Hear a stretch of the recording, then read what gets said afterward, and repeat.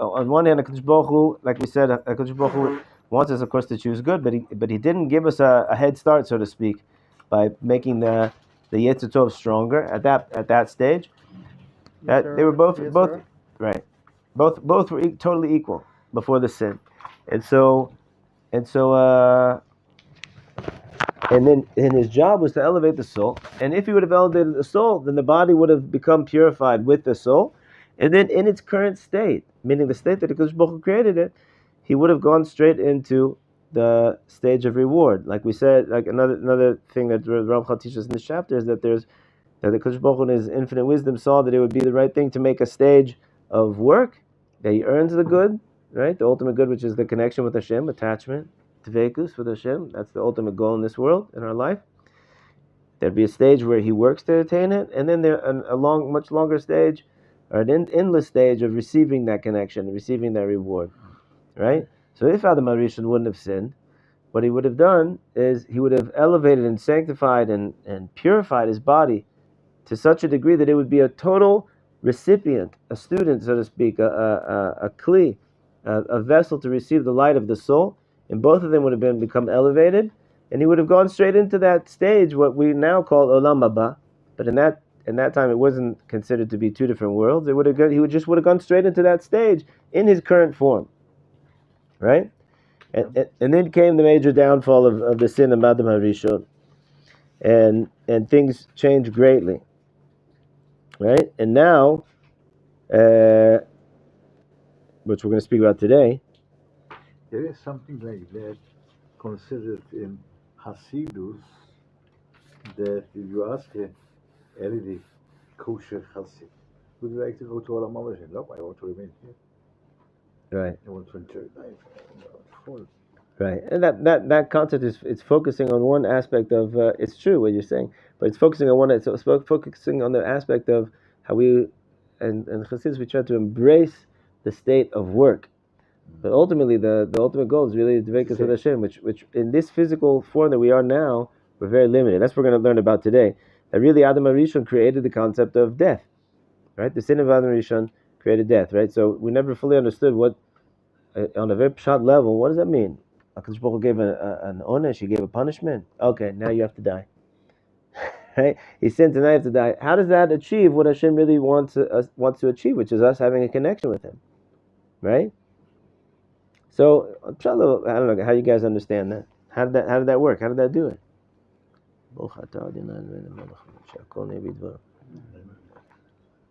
You understand my question?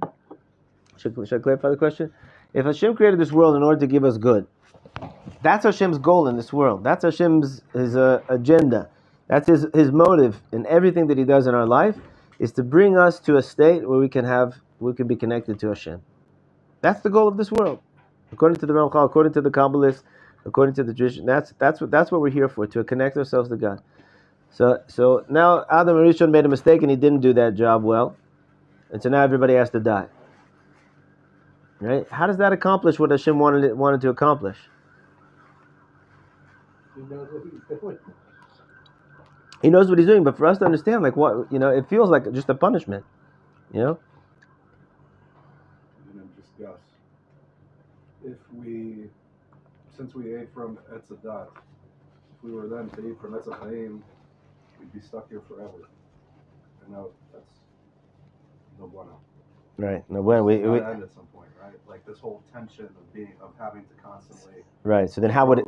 Very, very good. So how would it end? Therefore, it wouldn't end. We'd be stuck here forever, and I feel like that would be really cruel. But right. Okay. So now, but in the current state, so how are we supposed to get there? Sorry, I don't think maybe I missed the question. Like, so to get where? To connect ourselves to God, to achieve that ultimate dvekus with Hashem. I think so. Ridding ourselves of this body, which by ingesting the forbidden fruit, kind of, right? Ah, so right. So then maybe that ultimate unity really is only possible after when we shed this body, maybe. So like on a spiritual level, maybe. Right? So very, very good. You're saying like the Rambam. That's pretty good. You're in the category of the Rambam. I'll take it. Yeah, that's pretty decent. If I can hang out with The Rambam, and there are those that hold like the Rambam. This is the minority opinion, but there is an opinion like this. The Rambam's no what do you call it? No slouch, right? So we're gonna get in trouble if we even said that we made a joke like that. But is that the body became, so to speak, infested with that evil, and it's impossible to overcome that, and therefore HaKadosh Baruch Hu made it that we shed this body, and in the world to come, we're totally spiritual, right? And that's what the Rambam says. Rambam talks about that in a few different places. A lot of people learn that Rambam. I remember here in Mechon Mir with students that learned that Rambam and really struggled with that concept. It's very hard to relate to, right? Rambam says there's not going to be, right, no eating, no drinking over there. It's just a spiritual, totally spiritual experience. So for me personally, it doesn't bother me so much, that idea. But a lot of people, they feel like how am I supposed to yearn for that and long for that? And it's like I can't relate to it at all, right? But in any event, that's what the Rambam holds. That's not what the Ramchal is about to teach, and that's not what the majority of the Rishonim and those that wrote about this subject, especially in the Kabbalistic tradition. That's not the Kabbalistic tradition, as you guys know, or you've probably heard that the Rambam didn't have the Kabbalistic tradition. At least when he wrote his writings, he didn't have it. And there's a letter, the Rav Kapach. You guys have heard of Rav Kapach. Rav Kapach was a Yemenite rabbi. He was one of the great Yemenite rabbis that came from Yemen. And he had like all the like original writings, the most original writings of the Rambam, some handwritten manuscripts and stuff. And one of them was a letter that the Rambam wrote that later in his life, after he had already published his works, he got, only then was he introduced to the Zohar Kodesh, which is the kind of like the Talmud, so to speak, of our Kabbalistic tradition. And he writes that had he had it earlier, he would have written a few things differently. So the understanding is that halachically, what he paskin halachically for how we live our lives day to day right now, he wouldn't have you don't need the Kabbalistic tradition to paskin halacha. But what he wrote a lot about things like this, like what is going to be in the future, what is the redemption like, right? Those are very much Kabbalistic tradition-based ideas. In any event, so let's go back to what we were saying now. So Adam HaRishon sinned, and the Kadosh Baruch Hu said, okay, one thing that's going to happen now is from the earth you were taken, to the earth you will return. There's going to be a concept called death. That concept of death is not a punishment. According to the way that I understand things in Torah, and the way that many of the Sfarim talk about, Hashem doesn't have this concept of punishing you in order to hurt you, chas v'shalom, right? There's a concept in the non-Jewish world of the penal system. It's like you caused such and such amount of bad in the world, you should get such and such amount of punishment, of pain or suffering or whatever, and to endure, and that's supposed to, ideally, that's supposed to better you, to fix you. That doesn't really work. Personally, came to the conclusion that God doesn't punish. That's what we're saying. That's exactly what I'm saying right now. In fact, if there is a punishment, if I think that I'm being punished for something, it's because I caused the punishment for myself. Right, but even the concept of punishment, we have a word called onish, punishment. But the concept of punishment is not in order for you to suffer. No. The punishment is for you in order to correct yourself, to fix yourself, and to be able to achieve through that what you could have achieved, or you might have achieved before. So now let's go in. Let's understand. That's where we are up to date on the Ramchal. We're starting with Ot Tet now. Chapter 3, Ot Tet 9, page 25 in the blue books. In the gray books, mine is on page 50. ואולם מלבד כל זה גזר מידת דינו יתברך שמו שלא יוכלו לא אדם ולא עולם מעתה הגיע אל השלמות. Ramchal is going to explain what is death. Right? Hashem decreed that because of that sin, now man and the world would not be able to achieve in their current state. They wouldn't be able to achieve the completion that they were supposed to achieve. As long as they're in that current state, that very state which caused the destruction. דהיינו, הצורה שיש להם עכשיו, שבה נתרבה הרע, in the state that they are now, where there's been increased evil, right? And again, just what was around Machalmin here? Before the sin, it was exactly peles, exactly even on the scale. For bad and for good, for the Yetzer Tov, Yetzer Hara, body and soul. Adam Hashem was biduk in the middle, and had he done the right thing, so then he would have swayed all the physicality towards the spirituality, and in his current state, in that body that he was created in, would have entered into the state of complete connection with Hashem. But now there was increased evil in the world because he chose that. Now they're going to have to, the man and the world, and they have to go through a process of deterioration, of falling apart, breaking apart. Dainu hamavtal adam. This is experienced as death for man. And the kind of, I don't like to use the word destruction of the world, but the disintegration of the world in its current state, in order to be reborn in a different state. And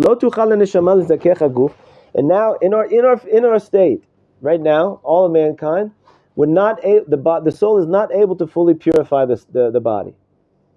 Right? We could do a pretty darn good job if we really reach high levels, but we can't purify it to the extent where it will not need death. Right? First, the soul has to leave the body, and then the body will die. There, that's death. Death is when the soul separates from the body, right? And then the body will disintegrate, and then it will come back and be reborn and rebuilt, reconstituted. And then the soul will come into it and purify it. Right? It'll have, meaning the body has to go through a transformation, and then it'll be ready for the soul coming back into it, which will then purify it. Right? It has to be a new reconstitution. And so too the world will be disintegrated and broken down from its current state. And then it'll come, be reconstituted, rebuilt in a state where it can also withstand and achieve that perfection, which is what Hashem's original intention was. And therefore, nobody gets out of this. Everybody has to go through death, and then become and be reborn. Right? We all come back. Right? No matter what we do, I was speaking to someone recently who's going through such a hard time that in life that this person has a emunah. So I spoke to them very openly, but there's a person that said that they're going through such a hard time. They'd rather just check out of life. Like they'd rather just Hashem take me already. They're suffering so much. And so I told him, it's not going to help you. Whatever you're running away from now that you're not fixing in this lifetime, you're going to have to come back and do it again. You're going to start all over again. Right? That's what we believe. We keep on coming until we fix it, and then the whole world has to go through this process. And this is the concept of Tchiyat HaMetim, the revival of the dead. And on the world also has to go through revival, that the world will be broken down as it is and return and be renewed. And this is what our sages of blessed memory said: Shita alfe shnei have alma v'chad charuv u'lasof elef shana hakadosh baruch hu chozer u'mechadesh et ha'olamo. It's interesting here that the Ramchal Dafka explains it on what was a singular opinion in the Gemara. But the Gemara says that you guys know that the world as we know it is 6,000 years, just like the week is 6 days, and then there's Shabbos. So there's 6,000 years, and then there's the Yomot HaMashiach, the days of the future to come. But here in this opinion, the Gemara says that there will be 6,000 years, and then another 1,000 years of destruction of the world will be like not as we know it. It'll be in some other state. And at the end of that 1,000 years, HaKadosh Baruch Hu chozer u'mechadesh et ha'olama. Then HaKadosh Baruch Hu is going to come and renew His world. The majority opinion of Chazal just skips over that last 1,000 years, and then there's 6,000 years, and then it goes straight into the days of Mashiach, right? Which is a whole process in itself. right? But that's what they meant. That HaKadosh Baruch Hu made a limited amount of time for the world in its current state. In that amount of time, we do our work, right? And just like Chazal say, Misha eno torech be'erev Shabbat ma yochal b'Shabbat. Whoever doesn't work on erev Shabbos, what's he going to eat on Shabbos? Right? You only have what you prepared beforehand. So too, this 6,000 years is like erev Shabbos. We work and we work and we work, right? And then the ultimate reward, and the ultimate experience that we're working for is what's going to be in the end. In the Yom Shekulo Shabbat. That's why the sages called it Yom Shekulo Shabbat. It's the day that's a never-ending Shabbos, right? Because it's like the concept of Shabbos, and that's why Shabbos we know is Me'en Olam Haba. It's like a vision. It's like a little miniature version of the world to come. It's not exactly, right? Because we have Havdalah at the end, and we have right, but at least a little bit of a taste. Okay, weiter in Yud. And according to this, what we've explained, Zman HaGemula Amiti, Dainu Zman Kibul HaSachar Shezachanu Lamala. By the way, just to give you the heads up, for the rest of this chapter, he's really going to be explaining what the concept of death is the deepest concept, and it's really, really beautiful, and we have to understand what it is, right? There's a tremendous amount of in this world of what's called death anxiety, right? And matter of fact, it's so prevalent and so overwhelming that nobody even talks about it. But it's unbelievable if you pay attention to how many thoughts of death a person has throughout the day. Not because he's like a morbid type of. It's just how many things about our life are built around our fear of death and our anxiety of death and our and everything about death, right? And this parak for me is something that's extremely comforting, extremely it's going to be life changing, really, because if your understanding of death is through how HaKadosh Baruch Hu, why He created death, what's the function of death, so it's totally different. Then your relationship with life is totally different, right?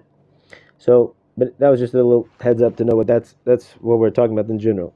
But here we go back in. He says, so according to what we said before, the time of reward, of true reward, its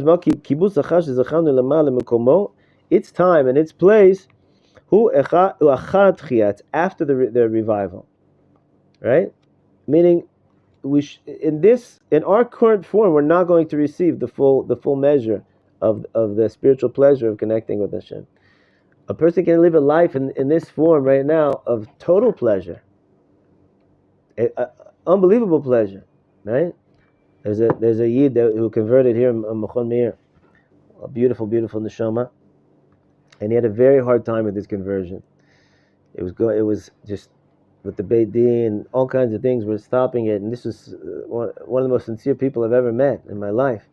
And he was going, and at a certain point, somebody told him, a friend of his told him, let's call him Yankele. He said, Yankele, what do you need all this tsaras for? Who says you have to be a Jew? You remain a non-Jew. You keep the 7 mitzvahs of B'nai Noach. You can live a life. You be a righteous Gentile, and you have Olam Haba. You have the world to come. So he told him his answer was the most beautiful answer. He just kind of flew out of him. He said, who cares about Olam Haba? I want Olam Hazeh. I want this world. I want to be a Yid in this world, right? Somebody that knows, right? It's the greatest pleasures, like you're saying. It's this world, right? But on the pleasure scale, the spiritual pleasure scale, we don't get it's impossible to get the full measure in this world. You guys know in Bavel, in the Babylon, in the yeshivas, so it wasn't like today where everybody was full-time learners. They were, during the planting season, and they were sowing and they were reaping, and they would leave the yeshiva to go work the fields and stuff. When they would come and when they would leave, they would be for like a part of the year. They would be in yeshiva, and then when they would leave, all the students would give each other a bracha. And listen to this bracha. This is the most beautiful bracha they would give each other. Olamcha tireh b'chayecha. You should see your world in your days, right? So there's many ways to understand that. In Chassidus, what they understand is that the pleasure, the spiritual pleasure of dveikus that you're going to have in Olam Haba, you should see it in your days now. You should feel it. You should be living a life of dveikus, a life of pleasure. Right? Just because you're working doesn't mean that you have to be suffering. Right? Just because you're schwitzing doesn't mean you have to be frowning and sad. I've got a CD from way back when I was in college, in a class of ethnomusicology, and there's a recording of in Ghana, a post office in Ghana. I think it was in Ghana, and they're canceling stamps. Now, how much of an enriching job do you think that could be all day long, just stamping the envelope, stamping the envelope, right? But they do it musically. They have a whole there's a whole unbelievable rhythm going on with the passing of the envelopes and the stamping of the envelopes and the stacking of the envelopes and the moving of the boxes, and they're whistling on top of it. There's a beautiful niggin. On, right? So it's a mashal for how Chassidus views this world. Yeah, you're working hard. Yes, you're toiling. Yes, it's not always easy. But who says that you don't have to be besimcha? You can have the pleasure of what it is to work, right? But ultimately, we have to remember that as gewaldig as it can be in this world, it's nothing compared to what it's going to be in the future. And it's important for us to know that. It's important to us to know that only then are we going to be able to achieve the full pleasure. Somebody told me the word have a beautiful nigun. The word? The word. The world, yeah. You just have to learn it. Yeah. It comes automatically. Right. And Rabbi Nachman has deep Torahs about that. Okay, let's go weiter here. Okay. Ba'olam she'yitchadesh, in the world that's going to be renewed, that's where the ultimate pleasure will be able to be experienced. Ve'adam yaneh bo begufo uvenishmato, and man there will have pleasure in his body and his soul. Right? His body and his soul. Think about that just for a second. Sorry to keep on stopping you guys, making it choppy here, but in this world, when you have physical pleasure, right? If it's just physical pleasure, your soul's not so happy about it. Your soul doesn't always get so happy about it. If it's just physical pleasure, right? If a person has just a spiritual pleasure in this world, the body doesn't enjoy it so much. Here's the proof for you. Ready? Shabbos morning, right?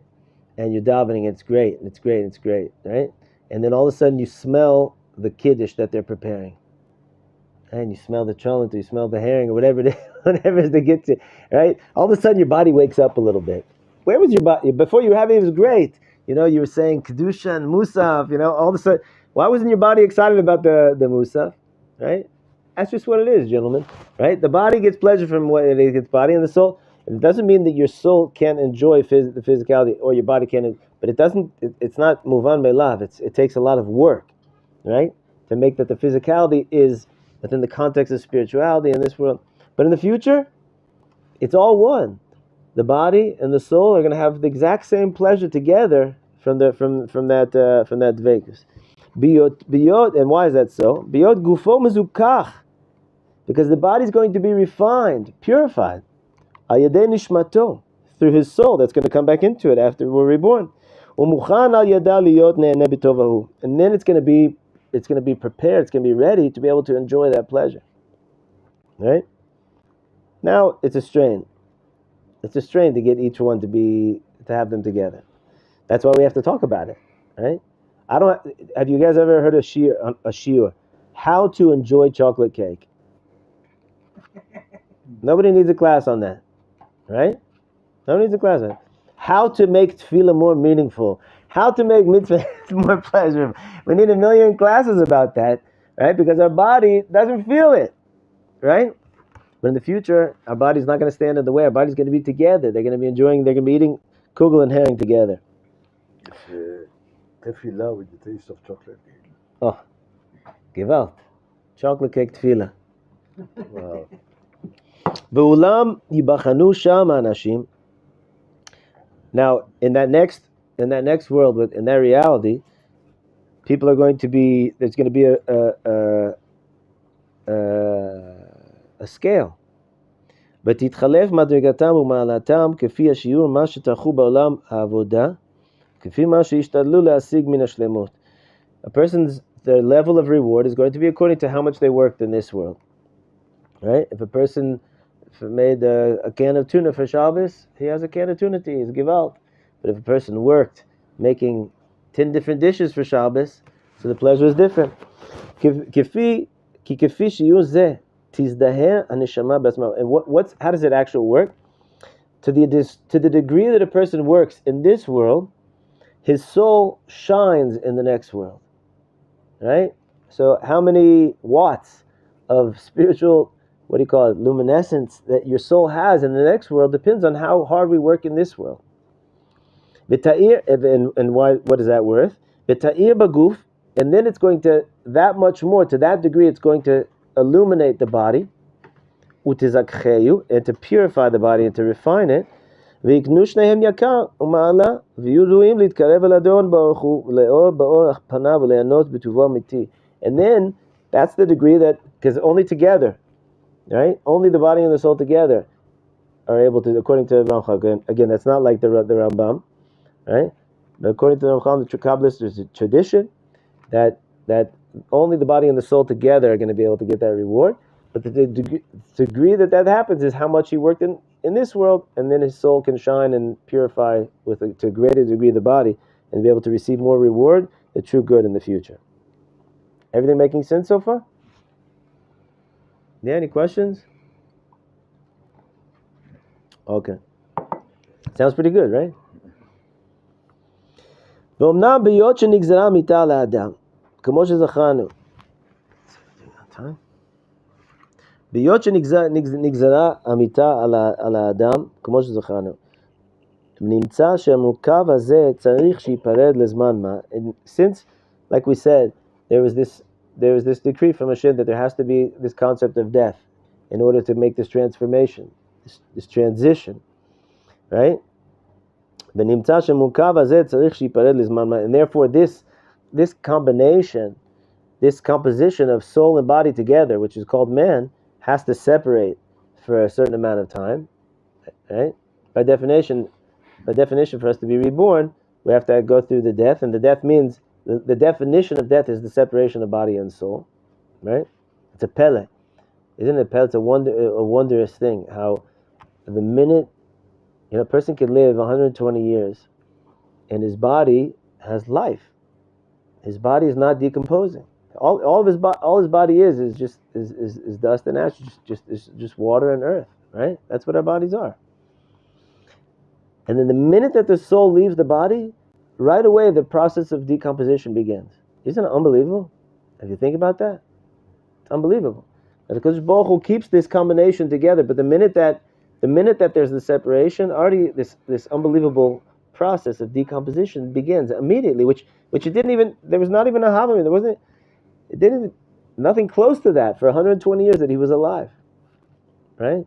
It's unbelievable. So there has to be a separation between these two composites, the soul and the body. And then afterwards they come and they become united. But now here becomes the question, where do they go in the meantime? Where do they go in the meantime? They need a place to be. It's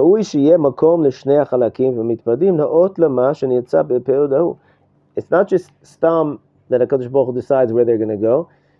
What they do upon separation is integral to the process that they have to go through.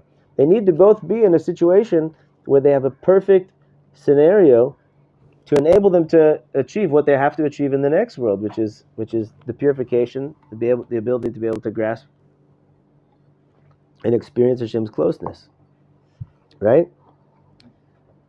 So each one gets the perfect place in the meantime. והנה הגוף צריך שיחזור ליסודו ותיפרד הקרבתו ותיפסד צורתו.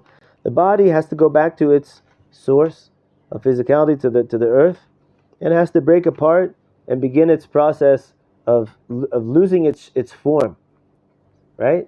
The thing that's so difficult for us when we think about death, right? It's so difficult to think about the body. I'm sorry if I'm grossing people out or scaring people and talking about that. But that's the part that really scares us, right? And when when we have Sfarim that talk about what the body experiences in the grave, it's terrifying, right? It's terrifying to think about the because we so identify with our body, right? Which is half of us. It's part of us. It's part of this whole system of us. But to think about that, right? The soul, it doesn't really bother us to thinking about what happens to the soul afterwards. Maybe a little bit, but because it's so like unrelatable. It's just it's just spiritual. But when you think about the body, especially if a person has experience with death and working with dead bodies, so it's terrifying to think about that, right? But that's exactly what has to happen to it. It has to go through this. It has to lose its form as it is right now, right? Now listen to what he says here. And this is what Hashem said to Adam, Ki afar ata, because you're made of the dust, of the dirt. Ve'la afar tashuv, to the dust you'll return. Ach haneshama azocher b'maaseh, but the soul, which that's really our truest self. That's the engine that did so many good things in its life. Hine ein la ela litzapot ad sheyaseh baguf ma shetzarich le'asot. The soul doesn't really have to go through any process of changing its form, right? You see the difference here, guys? It's not like both of them have like detention for what they did. The body has to go through it's kind of like a cocoon, has to lose its form in order to be able to grow into a new form. The soul doesn't have to change forms, right? The soul did great. So what is the soul doing in the meantime? The soul is waiting for the body to go through its process, right? In order that it can be ready to be able to receive the light, receive its light, receive the soul's light. It seems to be a bit not understood. The thing is, so the body has to go through the change, the process. And what about the soul? What about the soul? Right. It has to go to a process. So we're gonna see on a basic level. We're gonna see in a second, but on a basic level, the soul doesn't have to change forms. The whole issue why there had to be death, is because the body has to be able to be in a form that's pure enough, or that it can receive the purity of the soul, receive the light of the soul, right? So the soul did nothing wrong, so to speak. Of course, if we're talking about a soul of a person who did only good in their life, right, and they don't have to come back and fix things through Gilgul or anything like that, right? But the soul did great things, right? So the soul has to go kind of into a waiting stage, right? So what is the soul doing during that waiting stage? That's what we're going to see now.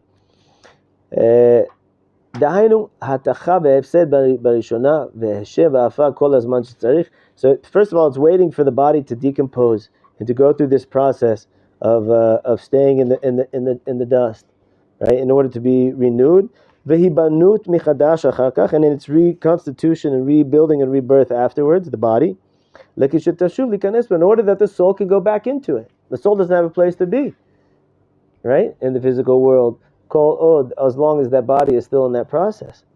But the soul also needs a place to be during that time. So where does the soul go? And this might be a new concept for some of you, because I don't know if you guys thought about it. I remember before I learned this, the way that I always thought about it was like a person does their work in this world, and then their soul, according to the Rambam, where you don't need the body anymore, we pass away, and then the soul goes on to where? Olam haba, right? The world to come, for the world that's just souls. Fine, each person in their time. Person that passed away 2,000 years ago, they're already waiting. They're already in Olam haba. And the person that passed away 50 years ago, 10 minutes ago, their soul is already in Olam haba, right? And then when we have our turn, we'll go also to Olam haba, right? That's what I thought. But the Ramchal in the Kabbalistic tradition, the majority opinion here is different. He says, where does the soul go? Ulam letzorech zeh uchan olam haneshamot. There's a place called the world of the souls. Olam haneshamot. Shebo tikanasna haneshamot azakot achrei tzeitan min haguf. This is where the pure souls go after they've left their body, right? V'tishkona sham b'makom menucha. They have there a place of rest and a great spiritual pleasure. Kozman itgalgel al haguf hadinim aruim lidgalgel alav. As long, and they wait there, as long as the body and the physical world is going through its process of decomposition and change in order to be ready for the next stage. Vine kozman ahu tish. What is he doing? What's the soul doing over there? Vine kozman ahu. Everybody's with me still? Everybody's so quiet today. Yeah? Thinking about death. Huh? Thinking about death. Oh, no. But in this, it's you know, this alleviates the fear and the anxiety of death because we can understand the process, right? Here we go, weiter. All the souls that are in the, and this is not talking about necessarily, without going into excruciating detail here. They have another question. What? Let me just finish this sentence. That Okay. that a soul that didn't do so good or so well this time around, so then they go to a different place where they come back. They come back into this world and they keep on getting chances until they do everything. And then once they do that, so then the soul goes to this place called Olam HaNeshamot and stays there until the next stage. So, what's the reason to create a person, body and soul, and then to a certain after 120, and then you have to wait till it gets processed and decomposition. So why don't you get the business done immediately? Without having to go through the death process. Right. Originally, right. It's a good question. I don't know if I can answer that question or anybody can answer that question. Why? But originally, that's how it was. But with Chet Adam HaRishon, so the body became so corrupt. That it could no longer do it. So Kadosh Baruch Hu made a new system how to do it. Right. A new system how the same goal could be achieved. Right. Kind of like lahavdil, like sometimes there's the easy way and the hard way, and sometimes the hard way takes a little bit longer. But a person does the easy way, right? If you want to pay less money to get your house refurbished or something, right? So a lot of times you end up paying a lot more. That you saved money in the first time, but everything breaks down and the plumbing didn't work, and you end up paying twice as much to get it fixed and redone again. So Rabbi Shalom, he gave us a fast way with Adam HaRishon, and like the Ramchal said, he used this word. I don't know where else it says this. The Ramchal said, and it was easy. It would have been easy for him to do it then, and it was right there, but he messed up on whatever level, and that we all have something to do. The short way, which is longer. Right, the Tanya, right, the long short way or the short long way. The longer way, which is shorter. Right, Viduk. Okay, so let's see what's going. Let's continue and see what's the process here with the neshama. So the neshama goes over to this place, this waiting room, so to speak, called the Olam HaNeshamot, the world of the souls, and experiences there tremendous pleasure. Me'en ma sheyinaten lahen achar kach bizman hagmul amiti shezachanu l'mala. Similar to the kind of pleasure that it's going to receive in the world to come, into the next world, right? Meaning, you guys recognize that word, right? Me'en. Right? Where's that from? Me'en olam haba. So it's kind of like I don't know exactly what the pleasure is over there. I don't know if we can measure degrees of pleasure, but it's not the full level of pleasure, because that full level of pleasure can only be received in what way? When it's together with the body, right? Because that's really what Kadosh Baruch Hu's intention was. But it has this tremendous amount of pleasure, similar to what it's going to be in the future world. And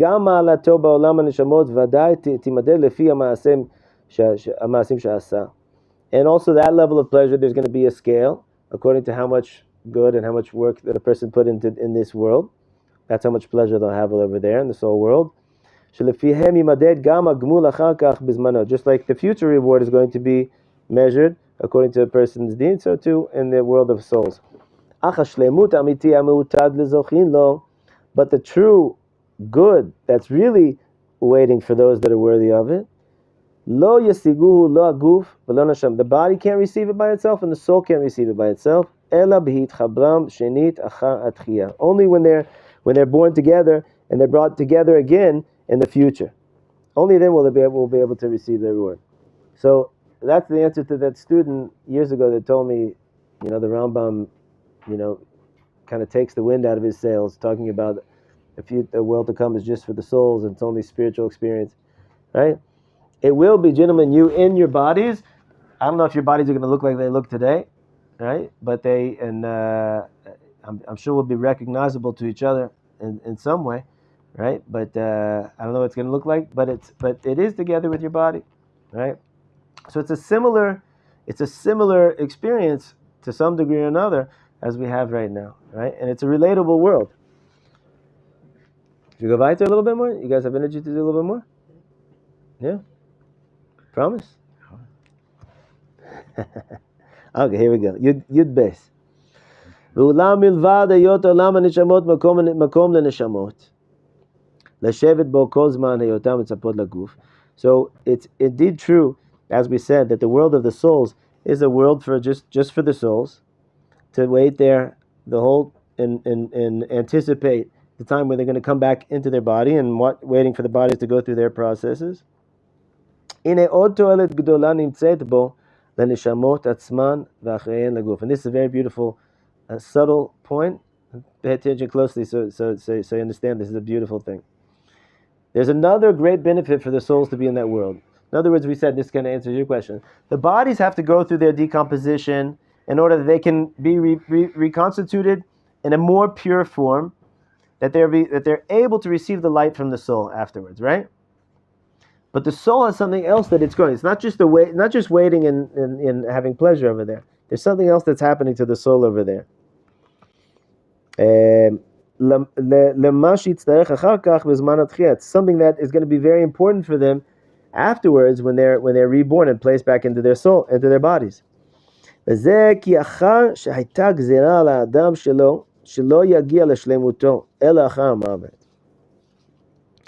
this is that since it was decreed on man that the person can only receive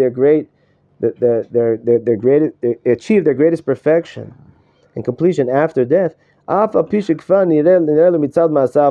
even though maybe this person is such a tzaddik that really they should be worthy of it right now, right? I think I told you guys a story about the Noam Elimelech, right?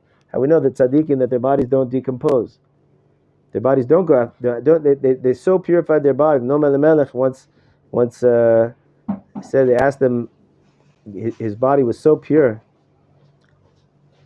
His body was so pure that they asked him about the level of purity of his body, and he had, even though he was an exceedingly humble person, but there was a few moments where he kind of verbalized the level that he got. He said, my body is like on the level of your souls, is what he said, right? Meaning that he had purified it so much that it didn't have to go through this decomposition as we have it. And that's the absolute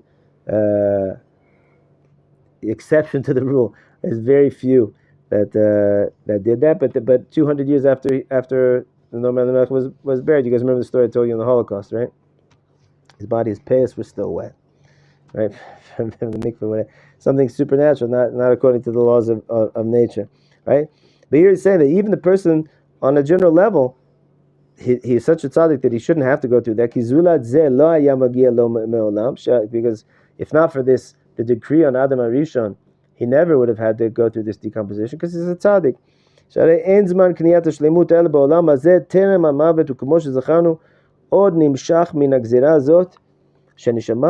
There's something, so it's not just all on the body, the Ramchal is saying. It's not just on the body that there's a decree. There's also, meaning the decree of the sin of Adam HaRishon, how did it change the nature of things? Not just that it brought upon this concept of death for the body, but also it dimmed the light of the soul while we're in this world. This is what the Ramchal is going to explain right now.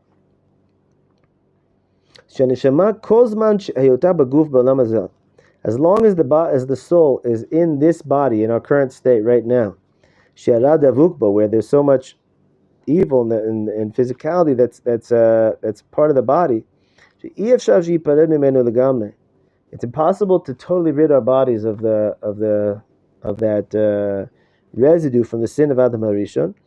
Tieh gam hi chashucha ve'amuma. So too, since the body is so limited in its scope of how much spirituality it can contain, so the soul also is dimmed, right? Meaning, if the soul would be able to shine into the body, its full measure of light. So I think he's going to actually say that right now. Fade the test. Adam HaRishon fade the test. Right. Because as soon as he made the sin, he went to hide himself. So where are you? I saw your voice and I went to hide. Why? Are you naked? The wife you gave me. There you are. He didn't take responsibility. Right. They got So listen to what happened here. The soul can't shine its full light into the body because the body can't contain it.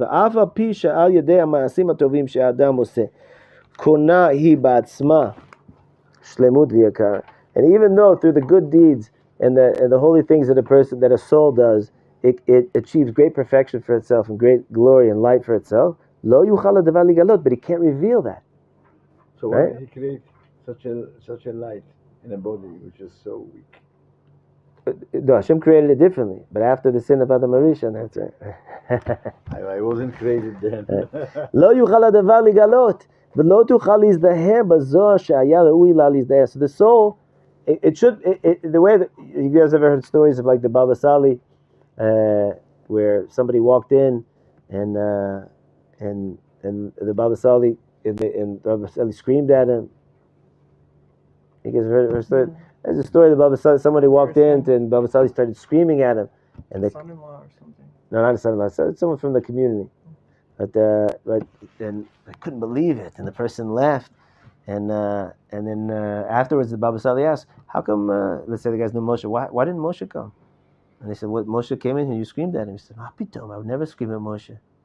And he said, what are you talking? He said, I saw angels of death coming with him. After he had whoever had come in, they had done some type of sin, and I saw those angels that he created. Right? There's also there's unbelievable stories of when a person does a mitzvah, your soul is shining so intensely, we don't see any of it. Think about it. You put 1 shekel into the pushka for tzedakah. Do you feel anything? Nothing. Does anybody see anything on you? Nothing. Right? But there were tzaddikim that sometimes, if a person did a very big mitzvah, the tzaddikim could pick it up. There's a tzaddik that lives in Yerushalayim, and one of the oldest Rav in Breslov, Rav Shechter, Rav Yaakov Meir Shechter. He's a big Kabbalist, a very big, very tzaddik. His father, once they asked his father, how were you zocheh to such a son? So his son was born after he did this amazing deed. He didn't have any money. He saved up all his money to marry off one of his daughters, and he had the money in his pocket. He was going to pay. Okay.